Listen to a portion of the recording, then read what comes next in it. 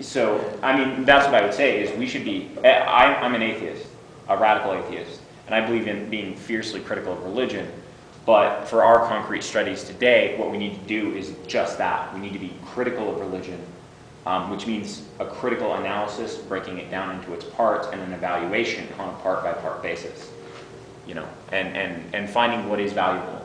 For example, Mormon communitarianism and planned socialism is something that's valuable in it textually, but its patriarchy and hierarchy in this respect is not.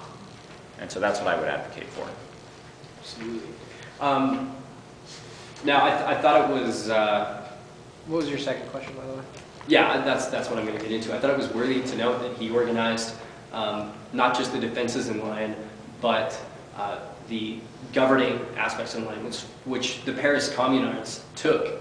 So I believe you told me something, Greg, about Soviets being modeled after the Paris Communes. What do you think about that in relation to anarchism? And do you think that in some cases, you know, the Soviet system, you know, reflects this idea: liberty without socialism is injustice, socialism without liberty is slavery? Well, actually, I want to ask a clarifying point. In your research, what did you find about the relationship between Bakunin and Blanqui? I haven't heard Blanqui. Okay, so I'm going to actually, I'm going to be a really big jerk right now to you and also to whoever did that biography. But Blanqui, I mean, it's hard retroactively to believe this because clearly for all of us living in this modern period, Marxism is the most important revolutionary philosophy. Sorry, anarchists. But like historically speaking, right, Marxism, communism has covered more of the world, had more of an impact, right, whether you think that's positive or negative. But as a matter of fact, in the 19th century, Blanqui was actually, Blanqui and Proudhon. Was Blanqui in Russian? I actually believe he was French. He traveled around a lot. And in fact, Blanqui had a big hand in the revolution, the Paris Revolution of 48. And once again, in a lot of, Blanquists had a large influence in the people's uprisings outside. So I just find it odd that, you know, especially since both Bakunin and Lenin were accused of Blanquism. Like Rosa Luxemburg in the Second International actually accused Lenin of being a Blanquist rather than a Marxist. And so it's just odd that, I mean, I would attribute most of, just from my research of that organization to Blanqui. As for the Soviets, yes, it's good in general and in principle to have, you know, liberty.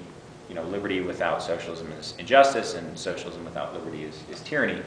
But those are, again, I'm trying not to be sectarian, so I'm just going to quote Lenin, right, is what Lenin says in his notes on anarchism is that the entire history of anarchism has given us nothing but empty platitudes. Right? What does that mean to have a certain amount of liberty? Is that a liberty to go to whatever job you want? Okay, maybe so. That seems possible given context. Does it mean the liberty to shoot up a bunch of heroin and drive your car wherever you want? That seems less so.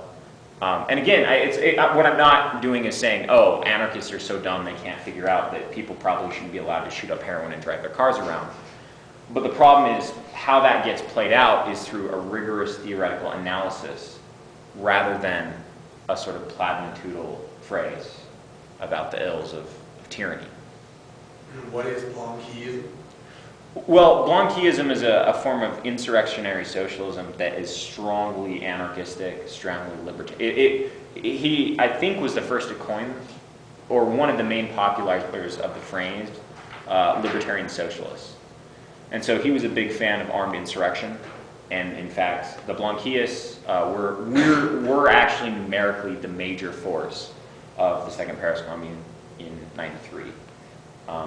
But it was the Marxists who gave the better analysis and had the better structure that it became more and more attached to the Marxists rather than the Blanquists. So that would be Blanqui. Most of Blanqui has been taken up by anarchism, especially propaganda of the deed, that sort of thing. But yeah, I mean, So it's good to have revolutionary cities, i.e. Soviets, i.e. communes, but ultimately if they're squashed and everyone is executed, I don't think that that's optimal. Okay. Reasonably so. Does Yeah. anybody have any other questions? Was that the only piece of literature you referred to? No. I got recommended, actually by Paul Talley. He's a Bakuninist. He gave me like 3 different biographies on Bakunin. He gave me selected readings of the 9 greatest anarchist thinkers or something along that line. So, And that's my question. all right.